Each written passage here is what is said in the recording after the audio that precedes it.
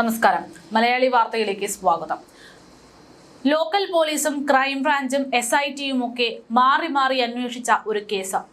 പാലത്തായി കേസിന്റെ ചുരുളഴിഞ്ഞു എന്ന തരത്തിൽ കഴിഞ്ഞ ദിവസങ്ങളിലാണ് BJP നേതാവും അധ്യാപകനുമായിട്ടുള്ള പത്മരാജനെതിരെ നടപടിയുണ്ടാകുന്നത്. ഈ നടപടിയുണ്ടായി തൊട്ടടുത്ത ദിവസം തന്നെ മുൻ DYSP ഒരു കുറിപ്പ് പങ്കുവയ്ക്കുകയാണ്. അതായത് രാഷ്ട്രീയ പ്രവർത്തകരെ തകർക്കാൻ വേണ്ടി ഉപയോഗിക്കാൻ പറ്റുന്ന ഏറ്റവും ഈസി ആയിട്ടുള്ള ഒരു ആയുധമാണ് പോക്സോ ആക്ട് എന്ന് പറയുന്നത്. ചുരുക്കി പറഞ്ഞാൽ ഇരുതരം മൂർച്ചയുള്ള പോക്സോ ആക്ട് അത് ആരെ തകർക്കാൻ വേണമെങ്കിലും വളരെ പെട്ടെന്ന് തന്നെ ഉപയോഗിക്കാൻ പറ്റുമെന്നും അതിന്റെ ഒരു ഉദാഹരണമായിട്ട് ഈ കേസ് മാറുന്നു എന്നും ഒക്കെ തുറന്നടിച്ചിരുന്നു. അതായത് ഈ മൂന്ന് വിഭാഗത്തിന്റെയും അന്വേഷണത്തിൽ വലിയ അട്ടിമറികൾ ഉണ്ടായിട്ടുണ്ട് എന്ന് പറയാതെ പറയുന്ന DYSPയുടെ ഒരു പ്രതികരണം. ഇപ്പോഴിതാ ഈ പ്രതികരണം പറയാതെ പറയുകയല്ല, കൃത്യമായിട്ടുള്ള തെളിവുകൾ നിരത്തിക്കൊണ്ട് വീണ്ടും ഒരു പ്രതികരണം നടത്തിയിരിക്കുകയാണ് മുൻ DYSP ആയിട്ടുള്ള റഹീം. അദ്ദേഹം പറയുന്നത് പ്രകാരം ആ കേസിൽ എഴുതി വെച്ചിട്ടുള്ള സംഭവം നടക്കുന്ന സ്ഥലം അടക്കം മാറ്റി എഴുതപ്പെട്ടു. അതായത് കേസ് കെട്ടിച്ചമച്ചതാണ് എന്ന തരത്തിലുള്ള ചില കാര്യങ്ങളാണ് ചൂണ്ടിക്കാണിച്ചിരിക്കുന്നത്. ഫേസ്ബുക്കിലൂടെയാണ് പാലത്താഴി കേസുമായി ബന്ധപ്പെട്ടുള്ള ചില നിഗൂഢമായിട്ടുള്ള കാര്യങ്ങൾ അദ്ദേഹം പങ്കുവച്ചിരിക്കുന്നത്. അദ്ദേഹം പങ്കുവച്ചിരിക്കുന്ന ഫേസ്ബുക്ക് പോസ്റ്റിന്റെ പൂർണ്ണരൂപം ഇങ്ങനെയാണ്. നവംബർ 16 പോക്സോ ആക്ടിന്റെ ദുരുപയോഗവുമായി ബന്ധപ്പെട്ട് ഞാനൊരു ഫേസ്ബുക്ക് പോസ്റ്റ് പങ്കുവച്ചിരുന്നു. അതിൽ പാലത്തായി കേസിനെ പരാമർശിച്ചു. അതിന്റെ പ്രതികരണം എന്ന നിലയിൽ SITയിലെ അന്വേഷണ ഉദ്യോഗസ്ഥർ കഴിഞ്ഞ ദിവസം ഫേസ്ബുക്കിലൂടെ മറു പോസ്റ്റ് ഇട്ടു. അതിനുള്ള എന്റെ പ്രതികരണമാണ് ഞാൻ ഇവിടെ രേഖപ്പെടുത്തുന്നത്. നവംബർ 16 ഞാൻ ഫേസ്ബുക്കിൽ ചെയ്ത പോസ്റ്റിന് വൈകിയാണെങ്കിലും മറുപടി നൽകാൻ കാണിച്ച സന്മനസ്സിന് നന്ദി. എന്റെ ബാച്ചുകാരനാണോ അല്ലയോ എന്ന് നോക്കിയല്ല കേസ് അന്വേഷണം വിലയിരുത്താൻ ഞാൻ തീരുമാനിച്ചത്, പഠിച്ചത്. ക്രൈംബ്രാഞ്ചിൽ കേസ് അന്വേഷിച്ച മേലുദ്യോഗസ്ഥരുടെ ക്രെഡിബിലിറ്റിയെ കുറിച്ചോ അന്വേഷണ സംഘത്തിൽപ്പെട്ട ആളുകളുടെ ക്രെഡിബിലിറ്റിയെ കുറിച്ചോ പോലീസിനകത്തോ പൊതുജനങ്ങളിലോ എന്തെങ്കിലും അഭിപ്രായ വ്യത്യാസം ഉണ്ടാകാൻ ഇടയില്ല. തങ്ങളോടൊപ്പം ഉണ്ടായിരുന്ന SITയിലും എന്റെ ബാച്ചുകാരൻ ഉണ്ടായിരുന്നല്ലോ. ക്രൈംബ്രാഞ്ച് കേസ് അന്വേഷിച്ച അന്വേഷണ ഉദ്യോഗസ്ഥനെ കുറിച്ച് പോലീസോ പൊതുസമൂഹത്തിലോ ഏതെങ്കിലും തരത്തിലുള്ള അഭിപ്രായ വ്യത്യാസങ്ങൾ ഉള്ളതായി താങ്കൾക്ക് പോലും ചൂണ്ടിക്കാണിക്കാൻ കഴിയില്ല.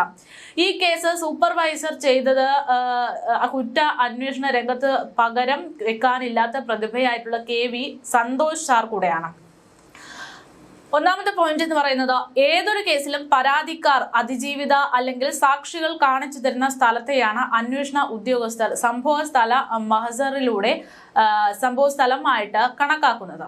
ലോക്കൽ പോലീസിനോടും തുടർന്ന് ക്രൈംബ്രാഞ്ചിനോടും അതിജീവിത കാണിച്ചു കൊടുക്കുന്ന സ്ഥലം തന്നെയാണ് സംഭവസ്ഥല മഹസർ പ്രകാരം രേഖപ്പെടുത്തിയിരിക്കുന്നത് എന്നതാണ് മനസ്സിലാവുന്നത്. പുതിയ സംഭവ സ്ഥലം ആര് കാണിച്ചു തന്നു എന്ത് പ്രകാരമാണ് താങ്കൾ അത് രേഖപ്പെടുത്തിയത് എന്നുള്ളതാണ് പൊതുസമൂഹത്തിന് മുന്നിൽ താങ്കൾക്ക് പറയാൻ സാധിക്കുന്നത്. ചെരുപ്പിനനുസരിച്ച് കാല് മുറിക്കുന്ന ലാഘവത്തോടെ സംഭവ സ്ഥലം തന്നെ മാറ്റാൻ താങ്കൾ കാണിച്ച മനസ്കതയ്ക്ക് ഇരിക്കട്ടെ ബിഗ് സല്യൂട്ട്. എന്നിട്ട് ആ സംഭവ സ്ഥലത്ത് നിന്ന് മനുഷ്യ രക്തം കണ്ടെത്താൻ താങ്കൾ കാണിച്ച ശുഷ്കാന്തിയാകട്ടെ അതിലും അപാരം. ഉന്നത പോലീസ് ഉദ്യോഗസ്ഥന്റെ ഫോൺ സംഭാഷണം പുറത്തു വന്നതിന് പിന്നാലെയാണ് അതിജീവിത സംഭവ സ്ഥലം മാറ്റിപ്പറയുന്നത് എന്ന് വേണം മനസ്സിലാക്കാൻ. ആ ഫോൺ സംഭാഷണത്തോടു കൂടെയാണ് കൊളുത്തില്ലാത്ത ബാത്റൂമാണ് ഇതുവരെ അതിജീവിത സംഭവ സ്ഥലം എന്ന് പറഞ്ഞിരുന്നത് എന്ന് മനസ്സിലാക്കിയതും പിന്നീട് അങ്ങോട്ട് സംഭവ സ്ഥലം മാറ്റുന്നതും. 1.5 വർഷത്തിനു ശേഷം ബാത്റൂമിൽ നിന്നും ലഭിച്ച ബ്ലഡ് പ്രസ്തുത പരാതിക്കാരുടേതാണ് എന്ന് ഏത് ശാസ്ത്രീയ അന്വേഷണം വഴിയാണ് തെളിയിച്ചിട്ടുള്ളത് ചോദ്യമാണ്.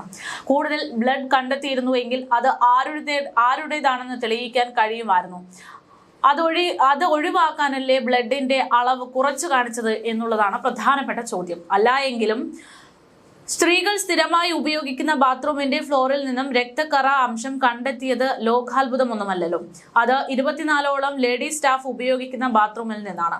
രക്തത്തിന്റെ അംശത്തെക്കുറിച്ച് സയന്റിഫിക് എക്സ്പേർട്സും താങ്കളും കോടതിയിൽ ബോധിപ്പിച്ചത് ഒരേ കാര്യമാണ്.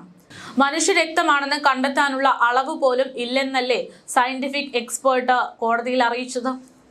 അതിജീവിതയ്ക്ക് പെനിട്രേറ്റഡ് സെക്ഷൽ അസോൾട്ട് നടന്നിട്ടുണ്ടെന്ന് ശാസ്ത്രീയമായി തെളിഞ്ഞിട്ടുണ്ടെങ്കിൽ പീഡിപ്പിച്ചത് ഇതേ പ്രതിയാണ് എന്ന് ഏത് ശാസ്ത്രീയമായിട്ടുള്ള രീതിയിലൂടെയാണ് തെളിയിച്ചിരിക്കുന്നത് എന്നുള്ളതാണ് അടുത്ത ചോദ്യം. 9-ലധികം പ്രാവശ്യം ഇരയുടെ മൊഴി രേഖപ്പെടുത്തിയപ്പോൾ ഒന്നും പറയാത്ത മറ്റൊരു ബാത്റൂം സംഭവ സ്ഥലമായി മാറിയത് എങ്ങനെയാണ്?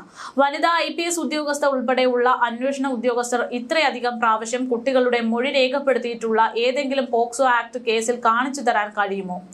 കുട്ടിയുടെ മൊഴിയിലെ ന്യൂനത ഒഴിവാക്കി കൃത്യമാക്കാൻ വേണ്ടിയാണല്ലോ ഇത്രയും വലിയ പരിശ്രമം ഒരു വനിതാ IPS ഓഫീസറെ നിയമിച്ചുകൊണ്ട് നടത്തിയത്. ലോക്കൽ പോലീസിനും ക്രൈംബ്രാഞ്ചിനും അതിജീവിത നൽകിയ എല്ലാ മൊഴികളും പരസ്പര വിരുദ്ധവും വിശ്വസിക്കാൻ കഴിയാത്തതുമാണെന്ന് ക്രൈംബ്രാഞ്ച് കോടതിയിലും ദേശീയ ന്യൂനപക്ഷ കമ്മീഷനിലും നൽകിയ റിപ്പോർട്ടുകളിൽ കൃത്യമായിട്ട് വ്യക്തമാക്കിയിട്ടുണ്ട്. ഈ റിപ്പോർട്ടുകൾ പൊതുസമൂഹത്തിന് ലഭ്യമാണ്.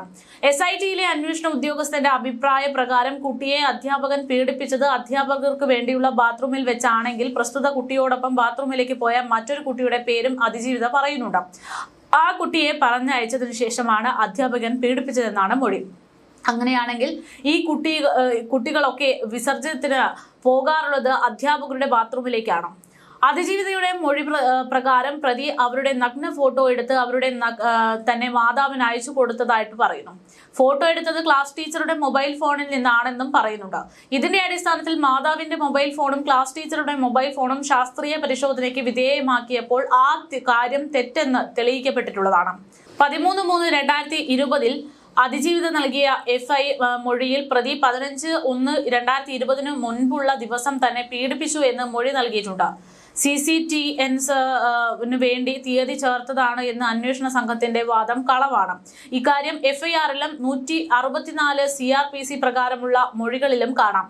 CCTNs വേണ്ടി ഒരുപക്ഷെ പോലീസുകാർ അങ്ങനെ ചെയ്തെന്ന് വന്നേക്കാം. എന്നാൽ അതിജീവിതയുടെ 164 CRPC പ്രകാരമുള്ള മൊഴി രേഖപ്പെടുത്തുന്ന മജിസ്ട്രേറ്റിന് CCTNs ബാധകമല്ലല്ലോ എന്നാണ് ചോദ്യം.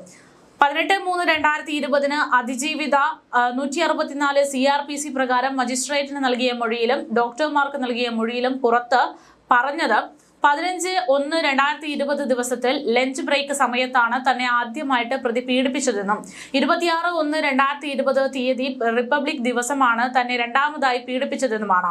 2/2/2020 തന്നെ മൂന്നാമതായി പീഡിപ്പിച്ചതെന്നാണ് പറയുന്നത്. എന്നാൽ ഇവയൊക്കെയും 17/3/2020 നൽകിയ ഫസ്റ്റ് ഇൻഫോർമേഷൻ മൊഴിയിൽ നിന്നും വ്യക്തമാണ്. ജനുവരി 26-ന് റിപ്പബ്ലിക് ദിനത്തിൽ അതിജീവിത ഹാജർ ഉണ്ടായിരുന്ന കാര്യം ക്രൈംബ്രാഞ്ച് ഉദ്യോഗസ്ഥർ അതിന്റെ ഫോട്ടോ സഹിതം കോടതിയിൽ ഹാജരാക്കിയതായാണ് മനസ്സിലാക്കുന്നത്. പ്രതി അന്ന് സ്കൂളിൽ ഹാജരുണ്ടായിരുന്നില്ല എന്നും ക്രൈംബ്രാഞ്ച് തെളിവ് സഹിതം കോടതിയെ അറിയിച്ചു. അതിജീവിതയുടെ മൊഴി പ്രകാരം പ്രതി അവരെ മൂന്നാം പ്രാവശ്യം പീഡിപ്പിക്കുന്നത് 22/2/2020 LSS ക്ലാസ് അറ്റൻഡ് ചെയ്യാൻ വന്ന സമയത്താണ്. ക്ലാസ് ടീച്ചർ അതിജീവിതയുടെ മാതാവിന്റെ മൊബൈൽ ഫോണിലേക്ക് വിളിച്ചു പറഞ്ഞതിന്റെ അടിസ്ഥാനത്തിലാണ് LSS ക്ലാസ്സിന് വന്നതെന്നാണ് അതിജീവിതയുടെ മൊഴി. എന്നാൽ സ്കൂളിൽ രജിസ്റ്റർ പ്രകാരം LSSന്റെ ക്ലാസ് ആരംഭിച്ചത് 3/2/2020 മാത്രമല്ല മാതാവിന്റെയും ക്ലാസ് ടീച്ചറുടെയും മൊബൈൽ ഫോൺ ഡാറ്റ പരിശോധിച്ചാൽ എങ്ങനെ ഒരു ഫോൺ കോൾ നടത്തിയതായി കാണാൻ കഴിയുന്നില്ല. ഇങ്ങനൊരു ഫോൺ കോൾ നടത്തിയതായിട്ട് കാണാൻ കഴിയുന്നില്ല. LSS ക്ലാസ്സിന് ഹാജരായ കുട്ടികളെ കുറിച്ച് പ്രത്യേകിച്ച് ഇരട്ട കുട്ടികളുടെ ഹാജറിനെ കുറിച്ച് പറയുന്ന അതിജീവിതയുടെ മൊഴിയും തെറ്റാണ്. അങ്ങനെയുള്ള ഇരട്ട കുട്ടികൾ LSS ക്ലാസ്സിൽ ഉണ്ടായിരുന്നില്ല എന്നുള്ളതാണ് സത്യം. പ്രതി തന്നെ ബാത്റൂമിൽ നിന്നും ഉച്ചഭക്ഷണത്തിന്റെ ഇടവേളകളിൽ പീഡിപ്പിക്കുന്ന സമയത്ത് പ്രതിയുടെ ധോത്തി ഉപയോഗിച്ച് പ്രതി തന്റെ വായ മൂടിക്കെട്ടിയെന്നും അതിജീവിതയുടെ തന്നെ ഷോൾ ഉപയോഗിച്ച് അവളുടെ കൈകൾ കെട്ടിയെന്നും ഇവ രണ്ടും പീഡിപ്പിച്ചതിനു ശേഷം അതിജീവിത തന്നെ അഴിച്ചു മാറ്റിയെന്നും പ്രതി തുണിയില്ലാതെയാണ് ബാത്റൂമിൽ നിന്നും പുറത്തേക്ക് പോയതെന്നുമാണ് അതിജീവിതയുടെ മൊഴി. മൊത്തം 350-ലധികം കുട്ടികൾ പഠിക്കുകയും 40ഓളം അധ്യാപകർ ജോലി ചെയ്യുകയും ചെയ്യുന്ന ഒരു സ്കൂളിന് നട്ടുച്ച നേരത്തെ ഇങ്ങനെ സംഭവിക്കുമെന്നത് കരുതാൻ എങ്ങനെ സാധിക്കുമെന്നുള്ളതാണ് ചോദ്യം. 18/1/2020 അതിജീവിതയെ മാതാവ് മെൻസസുമായി ബന്ധപ്പെട്ട പ്രശ്നത്തിൽ ഒരു ഡോക്ടറെ കാണിക്കുന്നു. ഈ സമയത്തും ആരെങ്കിലും തന്നെ പീഡിപ്പിച്ചതായി അതിജീവിത ഡോക്ടറോട് പറഞ്ഞിട്ടില്ല. 2/2/2020 പ്രതി തന്നെ പീഡിപ്പിച്ചതിനു ശേഷം തൊട്ടടുത്ത ടൗണിലേക്കും ഹോട്ടലിലേക്കും പിന്നീട് അമ്പലത്തിലേക്കും പിന്നീട് ഒരു ഒഴിഞ്ഞ വീട്ടിലേക്കും കൊണ്ടുപോയെന്നും അവിടെ വെച്ച് മറ്റൊരാൾ പീഡിപ്പിച്ചു എന്നുമാണ് അതിജീവിത മൊഴി നൽകിയത്. ഇതിനുവേണ്ടി ബോധപൂർവം ബുള്ളറ്റ് നമ്പർ പോലും അതിജീവിതയുടെ ബന്ധുക്കളെ കൊണ്ടുപോലും പറയിച്ചിട്ടുണ്ട്. എന്നാൽ ഇങ്ങനൊരു സംഭവം തന്നെ നടന്നിട്ടില്ലെന്ന് ശാസ്ത്രീയമായ അന്വേഷണത്തിലൂടെ ക്രൈംബ്രാഞ്ച് തെളിയിച്ചതാണ്. പ്രസ്തുത സ്കൂളിലെ തന്നെ അറബി അധ്യാപിക കോടതിയിൽ നൽകിയ മൊഴി താങ്കൾ ശ്രദ്ധിച്ചിട്ടുണ്ടോ? കേസിലെ ഗൂഢാലോചനയിലേക്ക് പ്രസ്തുത ടീച്ചർ പറഞ്ഞത് എന്തെന്ന് താങ്കൾ പൊതുസമൂഹത്തിന് മുൻപിൽ വ്യക്തമാക്കിയിട്ടുണ്ടോ?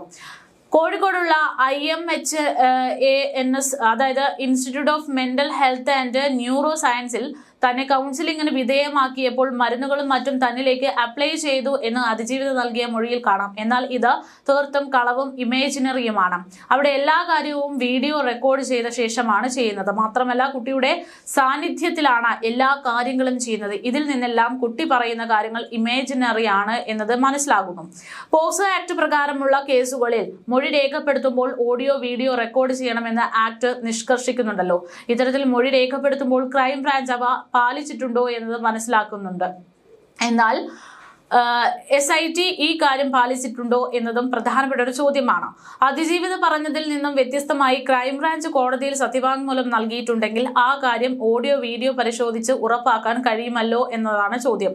ഇനി അന്വേഷണ സംഘം ചോദ്യം ചെയ്യുന്ന സമയത്ത് അതിജീവിതയെ ഏതെങ്കിലും നിലയിൽ സമ്മർദ്ദത്തിലാക്കുന്നുണ്ടോ എന്നതറിയാനും അത് ഉപകരിക്കുമല്ലോ എന്നതാണ്.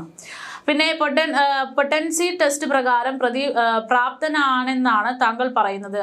താങ്കൾ അന്വേഷിച്ച ഏതെങ്കിലും കേസിൽ ഏതെങ്കിലും പ്രതി പൊട്ടൻസി നെഗറ്റീവ് ആണ് എന്ന് താങ്കൾക്ക് റിപ്പോർട്ട് ലഭിച്ചിട്ടുണ്ടോ? സാധാരണയായി ഇത്തരം കേസുകളിൽ പ്രതികളുടെ സാന്നിധ്യം തെളിയിക്കുന്നതിന് വേണ്ടി CDRന്റെ സർട്ടിഫൈഡ് കോപ്പി കോടതിയിൽ സമർപ്പിക്കാറുണ്ട്. ഈ കേസിൽ പ്രതിയുടെ CDRന്റെ സർട്ടിഫൈഡ് കോപ്പി കോടതി മുമ്പാകെ സമർപ്പിച്ചിട്ടുണ്ടോ എന്നുള്ളതാണ് പ്രധാനപ്പെട്ട മറ്റൊരു ചോദ്യം. ഈ കേസ് ക്രൈംബ്രാഞ്ച് അന്വേഷിക്കുന്ന സമയത്ത് ഇതിന്റെ സൂപ്പർവൈസറി ഓഫീസർ കുറ്റാന്വേഷണ രംഗത്ത് കേരളത്തിൽ തന്നെ പ്രഗത്ഭനായിട്ടുള്ള KV സന്തോഷ് സാർ ആണെന്ന കാര്യം അറിയാമല്ലോ എന്നും അന്വേഷണ രംഗത്ത് അദ്ദേഹത്തിന്റെ അത്രയും ക്രെഡിബിലിറ്റി ഉള്ള ഒരു ഓഫീസർ കേസ് അന്വേഷണത്തിൽ വെള്ളം ചേർക്കുമെന്ന് കരുതാൻ എന്ത് ന്യായമാണുള്ളത് എന്നുമാണ് അദ്ദേഹം ചൂണ്ടിക്കാണിക്കുന്നത്. ബഹുമാനപ്പെട്ട കോടതിയെ അപകീർത്തിപ്പെടുത്താനോ അവഹേളിക്കാനോ ഒന്നും ഉദ്ദേശിച്ചല്ല. പക്ഷേ കോടതി വിധികളെ വസ്തുതാനിഷ്ഠമായി വിശകലനം ചെയ്യാൻ ഏതൊരു പൗരനും അവകാശമുണ്ടല്ലോ എന്ന് ചോദിച്ചുകൊണ്ടാണ് അദ്ദേഹം ഈ ഒരു കുറിപ്പ് പങ്കുവച്ചിരിക്കുന്നത്. ഞാൻ പറഞ്ഞ വസ്തുതകളിൽ ഏതെങ്കിലും പാളിച്ചകളും തെറ്റുകളും ഉണ്ടെങ്കിൽ അവ വസ്തുനിഷ്ഠമായി ബോധിപ്പിച്ചാൽ തെറ്റ് ഏറ്റുപറഞ്ഞ് പൊതുസമൂഹത്തിന് മുന്നിൽ മാപ്പ് പറയാൻ തയ്യാറാണെന്നും അദ്ദേഹം കുറിക്കുന്നു. എന്തായാലും ആരോഗ്യകരമായ ആശയ സംവാദങ്ങൾ തുടരട്ടെ, തെളിവ് സഹിതം എന്ന് പറഞ്ഞുകൊണ്ടാണ് അദ്ദേഹം ഈ ഒരു പോസ്റ്റ് അവസാനിപ്പിക്കുന്നത്. അതിനിടയിൽ NV എന്ന് പറഞ്ഞുകൊണ്ട് തെരഞ്ഞെടുപ്പ് ചൂടിലാണെന്ന് അറിയാമെന്നും പോലീസുകാരെ കൊണ്ട് കമ്പ്യൂട്ടർ ഉപയോഗിച്ച് മലയാളം ടൈപ്പ് ചെയ്ത് മറുപടി നൽകുമ്പോൾ വായനക്കാരുടെ നാവ് കുഴയും മനസ്സ് കുഴയും എന്നൊക്കെ പറഞ്ഞുകൊണ്ടാണ് അദ്ദേഹം ഈ ഒരു കുറിപ്പ് പങ്കുവച്ചിരിക്കുന്നത്. അതായത് പാലത്താഴി കേസുമായി ബന്ധപ്പെട്ട ഇതിന് പിറകിൽ പ്രവർത്തിച്ചത് പ്രത്യേകമായിട്ടുള്ള ഒരു അജണ്ടയുടെ ഭാഗമായിട്ടാണോ എന്നുള്ളൊരു സംശയമാണ് ഇത്തരം ഒരു പോസ്റ്റ് കൂടെ പുറത്തു വരുമ്പോൾ, അല്ലെങ്കിൽ ഇത്തരത്തിൽ വീണ്ടും വീണ്ടും ഈ വിഷയത്തിൽ പോക്സോ ആക്ട് എന്ന് പറയുന്നത് ഒരു ആയുധമാണ് എന്ന് പറഞ്ഞുകൊണ്ട് മുൻ DYSP റഹീം ചൂണ്ടിക്കാണിക്കുമ്പോൾ സംശയമായിട്ട് വരുന്നത്. എന്തായാലും ഇതിനുള്ള ഒരു ഉത്തരം കൃത്യമായിട്ട് തന്നെ വൈകാതെ തന്നെ പുറത്തു വരുമെന്നുള്ളതാണ്. BJP പ്രവർത്തകനെ അല്ലെങ്കിൽ BJP അധ്യാപകനെ മനഃപൂർവ്വം ഒരു ഹിന്ദു എന്നുള്ള നിലയിൽ അപമാനിക്കാൻ വേണ്ടിയുള്ള ഒരു ഗൂഢതന്ത്രമായിരുന്നു ഇതിന് പിറകിലുള്ളത് എന്നതടക്കമുള്ള ചോദ്യങ്ങൾ ഈ വിഷയവുമായി ബന്ധപ്പെട്ട നിലവിൽ ഉയരുന്നുണ്ട്.